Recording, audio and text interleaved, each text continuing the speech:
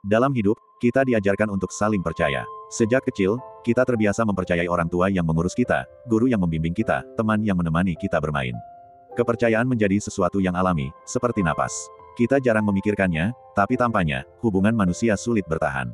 Kepercayaan adalah fondasi hubungan, baik dalam keluarga, persahabatan, maupun pekerjaan.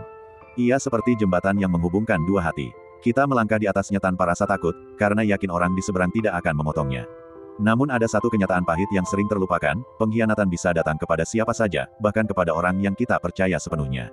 Dan saat itu terjadi, rasa sakitnya bukan hanya seperti terjatuh, tapi seperti didorong oleh tangan yang selama ini kita genggam. Pelakunya sering bukan orang asing. Bukan orang yang baru kita kenal kemarin. Justru, banyak pengkhianatan datang dari lingkar terdekat, mereka yang tahu kelemahan kita, tahu cerita kita, dan tahu di mana letak kunci pintu kita. Mereka tahu kata apa yang membuat kita tenang, dan celah mana yang bisa mereka manfaatkan. Yang membuatnya sulit diantisipasi adalah, mereka masuk bukan dengan paksa, tidak dengan ancaman, tidak dengan teriakan. Mereka masuk dengan senyum, pelukan, bahkan kata-kata yang membuat kita merasa aman.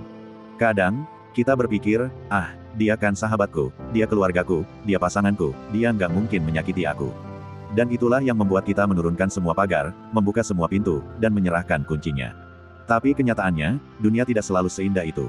Ada orang yang menyimpan niat berbeda di balik senyumannya. Ada orang yang mengukur hubungan bukan dari ketulusan, tapi dari seberapa banyak keuntungan yang bisa ia ambil. Bukan berarti kita harus mencurigai semua orang. Hidup dengan rasa takut dan prasangka hanya akan membuat hati kita lelah. Tetapi kita perlu bijak dalam memberi kepercayaan. Bijak berarti, tidak semua rahasia harus dibagikan, meski kepada orang terdekat. Bijak berarti, memisahkan urusan pribadi dan urusan pekerjaan, meski dengan sahabat atau keluarga. Bijak berarti, membangun kepercayaan secara bertahap, bukan memberikannya sekaligus hanya karena ada rasa dekat. Simpan sebagian kunci hati untuk diri sendiri. Tidak semua pintu harus terbuka. Dan jika ada tanda-tanda yang mencurigakan, jangan tutup mata hanya karena pelakunya adalah orang yang kita sayangi. Karena pada akhirnya, pengkhianatan tidak selalu terlihat dari tatapan mata. Terkadang, ia tersembunyi di balik senyum yang kita pikir tulus. Dan ketika topeng itu jatuh, kita akan menyadari bahwa luka dari orang terdekat seringkali lebih dalam daripada luka dari orang asing. Maka, hargai kepercayaan, tapi jagalah dengan kewaspadaan.